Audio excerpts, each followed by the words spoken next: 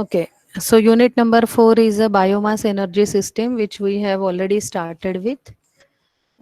So we have seen various resources. So what is a biomass? What it contains? Okay, what is the difference between coal, natural gas, petrol? These are the fossil fuels, right? And these are not the biomass because it takes large time. Then we have seen a generation and utilization of a biomass.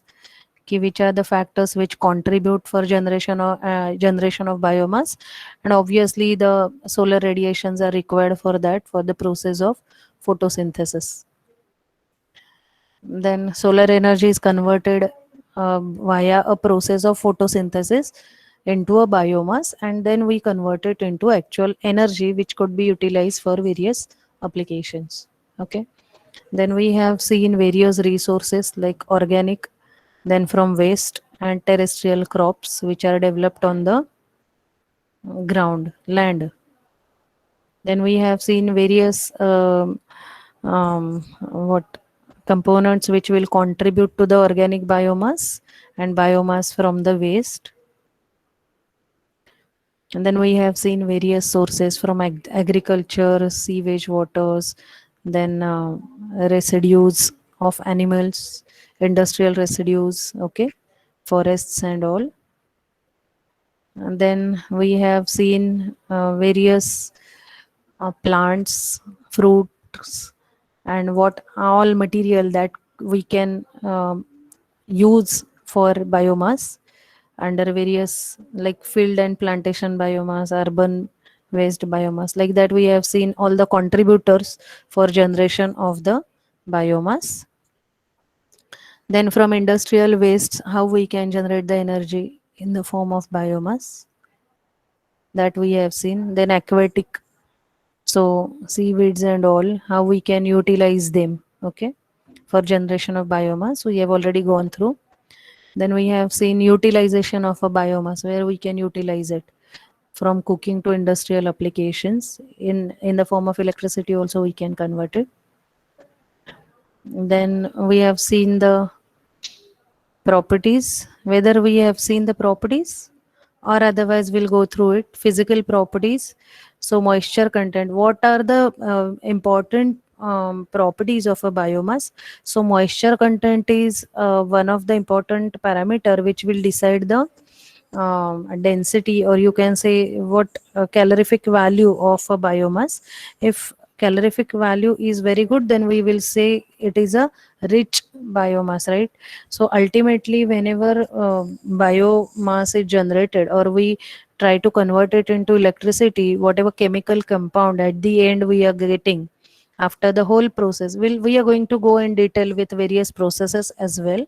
But there, the methane content is the most important factor which we are interested in. If the fuel is methane rich, then we can see it, we can extract large amount of energy from it. So moisture content should be less, because we need to make it what moisture will deteriorate the quality of the fuel. Okay, then particle size and size distribution, so again it matters a lot. So particle size doesn't mean, I mean, if it is small, calorific value will be small. No, it is not like that. So how much methane contents are there, that is most important. For example, if we consider cow dung, then large amount of methane contents are there in a cow dung, so we need to have a cow dung. Then again, some bacteria purposely we are adding to a biomass generation, because they gives rise to fermentation and it will make the fuel methane rich. Okay, then bulk density and specific gravity, then higher heating and calorific value. So calorific value should be as rich as possible to get the maximum amount of energy. So these are the standard contents given. Uh, typical um, Typical proximate analysis of sugarcane bagasse. So we are considering this with the waste of sugarcane with a 20% moisture content. I mean, it is not 100% dried, but 20% moisture contents are then there. Then what will be the percentage for a particular component. So for moisture, as we already have stated, 20% moisture is there. Then volatile gases are 65%, fixed carbon is 12%, ash formation after that will be 2%, and high heat value, so megajoule per kg on dry basis is 19.04. So it is very useful as far as heat content is considered. So these are typical values for a sugarcane waste with 20% moisture. So properties of biomass, so carbon content, hydrogen content, oxygen content, nitrogen content, and sulfate content. So these are the common typical analysis of sugarcane again. So I took it from the internet because generally the rice husk or sugarcane waste are the industrial byproducts which we are using for generation of a biogas. So you don't need to remember this, but just have a look at it and understand how it would be utilized.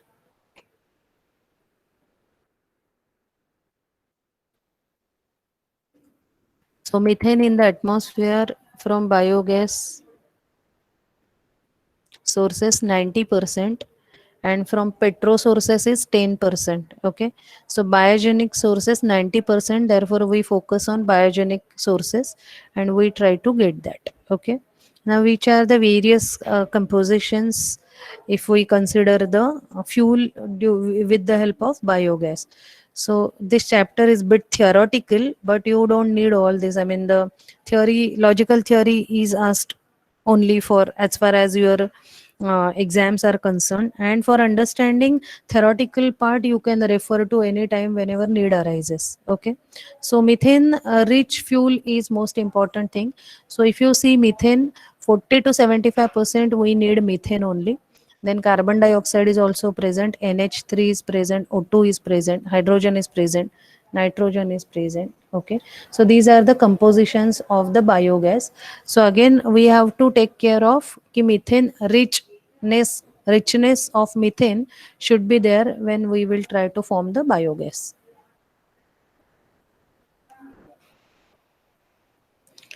Okay. Now suppose we have waste with us. So how we can convert it into a biogas? How we can convert biomass into a biogas? So for that purpose, there are three basic methods. First one is a direct combustion. Second is a thermochemical conversion, and the third one is a biochemical conversion. Okay. So direct combustion means what? For example, rice husk. Okay. Rice husk म्हणजे काय कुठल्या ग्रेन्सचे जे covers असतात ना, म्हणजे तांदूळाचं तर cover सगळ्यांनी बघितलेलं असेल, राईस हस्क. ओके, तर those are removed and those could be used as a raw material for generation of a biomass. So if we go for a direct combustion, ते जर आपण जाळलं डायरेक्ट, तर it will give us the energy in the form of a heat, and that heat we can utilize. So that is called as a direct combustion. So with direct combustion, you can get the energy from rice husk, sugarcane, or any other industrial waste also. Then thermochemical conversion means particularly we are trying to form the gas which contains the methane rich gas, and that we can further used, okay, in liquid or gaseous form. So that is called as a gasification. So this is one of the process, thermochemical conversion process, which will give rise to biomass. Then we have pyrolysis. So pyrolysis mainly happens with the green substances like leaves of big trees, forest waste and all. So in the presence of sunlight, the pyrolysis process takes place, and which will give out the biomass. Okay, and lastly, so either you can get in the form of a heat, biomass conversion, you can get the energy in the form of say heat with direct combustion, then in the form of chemical gases, okay, with thermochemical conversion. So it could be in gaseous or liquid form. And lastly, the biochemical conversion, wherein we go for anaerobic digestion and fermentation. So, aerobic and anaerobic means in the presence of atmospheric oxygen or in the absence of oxygen. Okay, so you have to make a digestion system below the land. So we are going to go in detail with all these systems. But to brief about, so digestion is a process means we have a big tank, okay, below the land. Okay, generally farm हाऊसवर वगैरे biochemical conversion करतात, जिथे big tank is there below the land, and all wastes are dumped there for a period of a month or a 2 months, 3 months, like that. Okay, purposely we are adding bacteria to that, okay, to form the fermentation process, to make the fuel very rich as far as energy conversion is considered. So adding the bacterias and making the process of fermentation is one more technique. With the help of fermentation, we get very good results. Okay. The fermentation is a process wherein we add the bacterias, or we make the what contents in such a way that it will give rise to formation of the bacteria. A simple example I would like to tell you that we are converting milk into curd, right? That time we try to ferment it. Okay, so fermentation process, I'm telling you, if we are converting a milk into a curd, and though it is converted into a curd and you don't store it at a cold place and you keep it in the heated place only, or in the atmosphere itself, then after say 5, 10, 15 days you can see the bacteria generated in that curd. Okay, so that is a process of large amount of fermentation. So this is what is required for generation of a methane. Okay, so fermentation is very important process in case of a conversion of biomass into a rich fuel. Okay, so these are called as a biochemical conversions. Now direct combustion is very simple. Directly we have to combust it and get the energy in the form of a heat. So we'll see the classification of biogas plants now. So there are multiple classifications. We are going depending upon the various constructional changes are there. So construction wise, we are classifying it as first is a continuous and batch type as per the process. So as per the process, it could be single stage process or double stage process. In double stage, we try to make it more rich, whereas in single stage, all the stages like gasification, fermentation, okay, all are coupled in a single stage itself. Second one is a dome and a drum type. So here the shape of the digester is changed. It could be a dome, so vertically heighted, drum, horizontally big one. So we'll see the effects of both, and various plants also. And third is different variation in the drum type. So if drum shape size is changed, there are various types of the biogas plants. Okay, so this is a basic classification. Now we have to go in detail with the single stage and the double stage continuous plant. Okay, um, so see, this is a single stage diagram.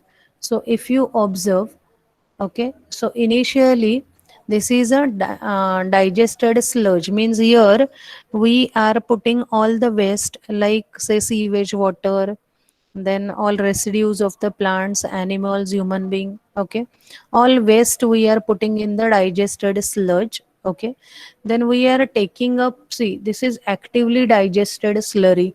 So this is a slurry means we are purposely adding the water, stirring it, and we are forming a slurry.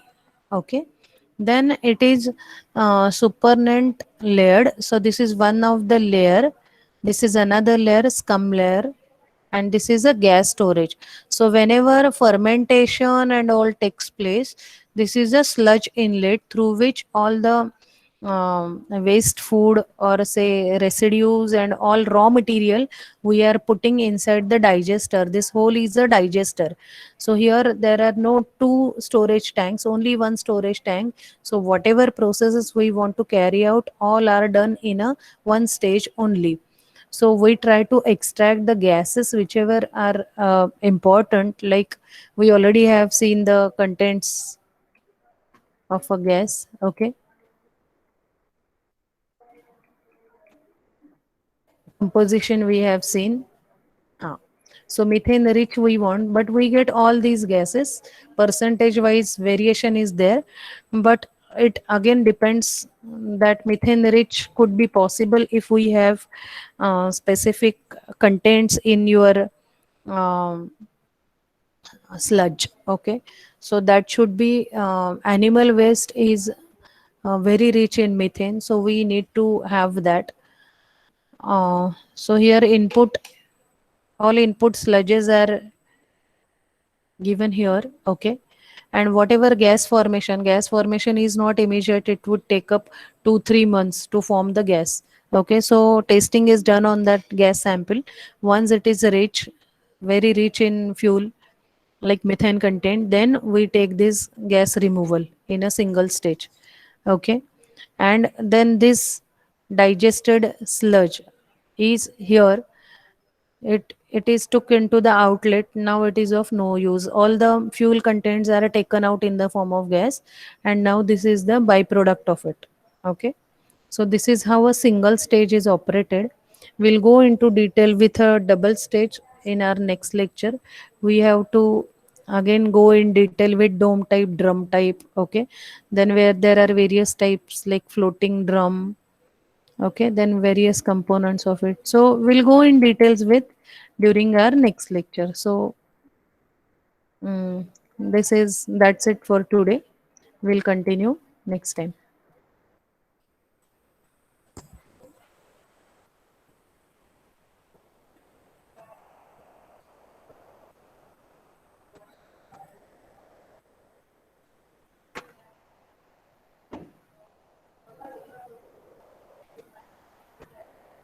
Okay, if you have any doubt, please ask. Up till now, it is very theoretical, so the topic is bit lengthy, but we have to solve numericals also. Those are very interesting.